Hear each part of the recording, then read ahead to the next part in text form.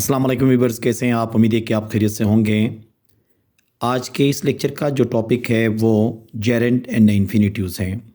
English grammar के अंदर gerund और इन्फिनिट्यूज़ क्या होते हैं, कब इस्तेमाल होते हैं, ये आज के इस लेक्चर में तफसीलन हम डिस्कस कर लेते हैं। पहले हम इसको डिफ़ाइन कर लेते हैं, फिर उसके बाद इनके इस्तेमालात और वो कौन से कुछ अल्फाज होंगे जिनके साथ हम जेरेंड इस्तेमाल कर सकते हैं और किन के साथ हम इन्फिनिट्यूज़ इस्तेमाल करते हैं, वो तफसीलन डिस्कस कर लेंगे।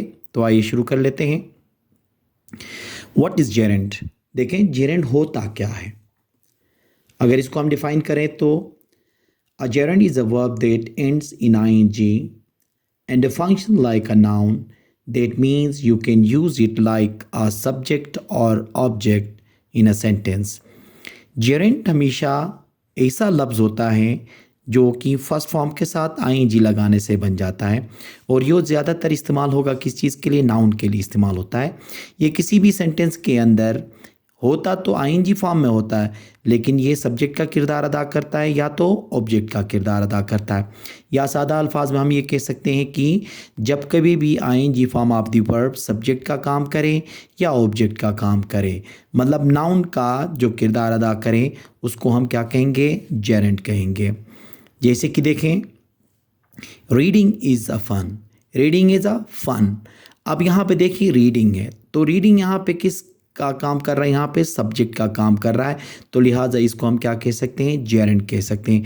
अभी देखें ना कि रीडिंग के बाद क्या लगा है? इज़ लगा है, तो इसका मतलब है सब्जेक्ट की जगह में ये काम कर रहा है। I enjoy cooking. I enjoy cooking, यहाँ पे देखें तो जो वर्ब है वो एन्जॉय है, लेकिन कुकिंग यहाँ पे क्या है? जेरेंड है। मतलब यहाँ पे क्या है? ये ऑब्जेक्ट का किरदार अदा कर रहा है, तो हम इसको क्या कह सकते हैं? इसको हम जेरेंड कह सकते हैं। आईएनजी फॉर्म जब कभी भी सब्जेक्ट का किरदार अदा करें या ऑब्जेक्ट का किरदार अदा करें, तो दोनों सूरतों में इसको हम क्या कहेंगे? जेरेंड हम कहेंगे। इसी तरह देखें इन्फिनिटिव क्या होता है। What is an infinitive? अगर इसको डिफाइन करें तो an infinitive is the base form of verb usually with to in front of it. Infinitive बनाने के लिए हम ये करते हैं कि वर्ब की फर्स्ट फॉर्म से पहले हम उसके साथ टू का एडिशन करते हैं, मतलब टू जब हम ऐड करते हैं तो वो इन्फिनिटिव बन जाता है। जैसे कि मिसाल के तौर पे देखें, आई वॉन्ट टू स्लीप। अब यहाँ पे जो टू स्लीप है ये क्या कहलाएगा? ये इन्फिनिटिव कहलाएगा, क्योंकि यहाँ पे जो वर्ब है वो क्या है? वांट है, और आगे टू स्लीप जो है क्या है? इन्फिनिटिव है। तो इन्फिनिटिव बनाने के लिए हम क्या करते हैं? वर्ब की फर्स्ट फॉर्म से पहले उसके साथ टू का इजाफा कर लेते हैं। She hopes to travel. अब यहाँ पे देखें टू ट्रैवल जो है वो क्या है? वो इन्फिनिटिव है। तो इन्फिनिटिव कब बनेगा? जब कभी भी वर्ब की फर्स्ट फॉर्म के से पहले हम टू का इजाफा करेंगे तो वो इन्फिनिटिव कहलाता है। जैसे कि to go, to eat, to play, तो ये सारे क्या होंगे? इन्फिनिटिव होंगे। जेरेंड क्या होते हैं? आईएनजी फॉर्म होते हैं, वो सब्जेक्ट या ऑब्जेक्ट का किरदार अदा करते हैं, और इन्फिनिटिव्स वो होते हैं जो फर्स्ट फॉर्म के साथ हम क्या करते हैं? टू मिला के वर्ब बना लेते हैं। अब कुछ देखें कॉमन जो वर्ब्स हैं जिनके बाद हमेशा जेरेंड आता है। Some common verbs followed by gerund. अब सबसे पहले एन्जॉय। अब ये एन्जॉय एक ऐसा लफ्ज़ है, उसके बाद आपने हमेशा जेरेंड का इस्तेमाल करना होता है। जैसे कि आई एन्जॉय रनिंग। अब इसमें रनिंग क्या है? जेरेंड है। इसी तरह से एक लफ्ज़ है एवॉइड। जब कभी भी एवॉइड के बाद आप वर्ब इस्तेमाल करोगे तो हमेशा आईएनजी का इस्तेमाल करना होगा, जिसको हम जेरेंड कहते हैं। दे एवॉइड फाइटिंग। फाइटिंग यहाँ पे क्या है? जेरेंड है। इसी तरह देखें सजेस्ट। अब सजेस्ट भी एक ऐसा लफ्ज़ है जिसके बाद हमेशा जेरेंड आता है। She suggested going to the museum. अब इधर गोइंग क्या है? जेरेंड है। इसी तरह देखें कीप। कीप के बाद भी हम क्या इस्तेमाल करते हैं? जेरेंड का इस्तेमाल करते हैं। He keeps talking during the class. तो ये टॉकिंग जो है यहाँ पे क्या है? जेरेंड है। तो जेरेंड इन जैसे अल्फाज के बाद हमेशा हम इस्तेमाल कर लेते हैं।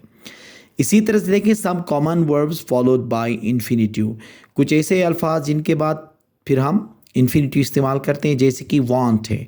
वांट के बाद देखें I want to learn English. अब ये टू लर्न क्या है? इन्फिनिटिव है। इसी तरह नीड है, नीड के बाद भी हमेशा इन्फिनिटिव इस्तेमाल होता है। You need to read harder for the exam. अब यहाँ टू स्टडी क्या है, ये भी इन्फिनिटिव है। डिसाइड, डिसाइड के बाद भी क्या होगा, इन्फिनिटिव का इस्तेमाल होगा। They decided to go on vacation. अब ये टू गो भी क्या है, यहाँ पे इन्फिनिटिव है। और होप, होप के बाद भी इन्फिनिटिव इस्तेमाल होगा। We hope to visit London next year. यहाँ पे टू विज़िट क्या है, आपका इन्फिनिटिव कहलाता है।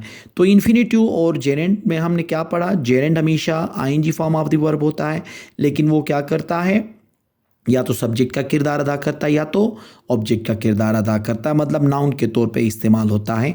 और इन्फिनिटिव क्या होते हैं, जब कभी भी हम वर्ब की फर्स्ट फॉर्म या base form of the verb कहते हैं उसके साथ टू का इजाफा कर लेते हैं तो इन्फिनिटिव बन जाता है। अब आपके लिए छोटा सा क्विज़ है, आपने इन जुमलों को कमेंट में आंसर करना है। जैसे कि देखें, टेस्ट करना है अपनी नॉलेज को। और जैसे कि आई फॉरगॉट डैश, अब यहाँ ब्रिंग है माई बुक। अब ब्रिंग यहाँ पे आपने उसको देखना है कि इन्फिनिटिव बना के लगाना है या जेरेंट करके लगाना है। She suggested dash go to the park. अब यहाँ गो को आपने देख के, जुमले को देख के आपने यहाँ पे या तो जेरेंट या तो आपने इसमें इन्फिनिटिव आपने इस्तेमाल करना है। अब इनको क्या करना है, इन आंसर्स को आपने कमेंट में पिन करना है या कमेंट में बता देना है, ठीक है। तो आज का ये लेक्चर था जिसके अंदर हमने इन्फिनिटिव के बारे में पढ़ा और साथ में हमने जेरेंट के बारे में पढ़ा। उम्मीद है कि आज आपको पसंद आया होगा। अगर आपको पसंद आया है तो इसको लाइक कर लीजिएगा और अपने दोस्तों के साथ शेयर कर लें और कमेंट कर लीजिए। अगर आप लोगों ने सब्सक्राइब नहीं किया है तो आप सब्सक्राइब करें। और इसके अलावा जो टॉपिक्स आपको चाहिए, जिन पे आपको लेक्चर्स चाहिए, आप कमेंट में आप बता सकते हैं ताकि हम आपके लिए उस पर लेक्चर बना सकें। Thank you very much.